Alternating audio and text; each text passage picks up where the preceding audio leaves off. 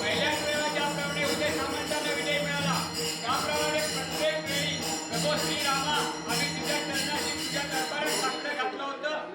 दरवेळेला ते विजयी होते आणि महाराष्ट्राच्या मुख्यमंत्रीपदी लाल दिवा मिळवून देत.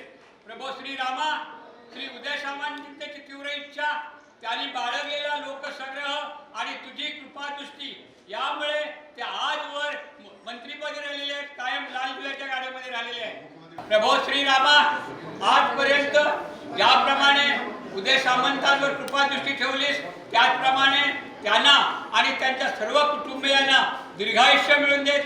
आजपर्यंत जसे ते जनतेची सेवा करत आले त्या सेवेमुळे आज त्या या उच्चपदी पोहोचलेले आहेत. अशा प्रकारे त्यांची सेवा जनतेची सेवा करण्यासाठी, महाराष्ट्र राज्यातील जनतेची सेवा करण्यासाठी, रत्नागिरी जिल्ह्यातील जनतेची सेवा करण्यासाठी त्यांचे हात बळकट कर, त्यांना पूर्ण ताकद दे आणि ह्या पुढचा त्यांचा राजकीय प्रवास, राजकीय घोडदौड तुझ्या कृपाशीर्वादाने, तुझ्या कृपेने अशी चालू दे.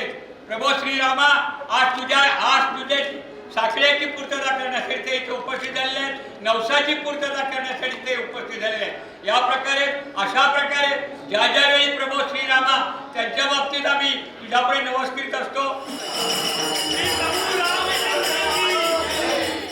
टाइम्स डिजिटलला लाईक करा, शेअर करा, सबस्क्राईब करा आणि बेल आयकॉन दाबायला विसरू नका. Times digital.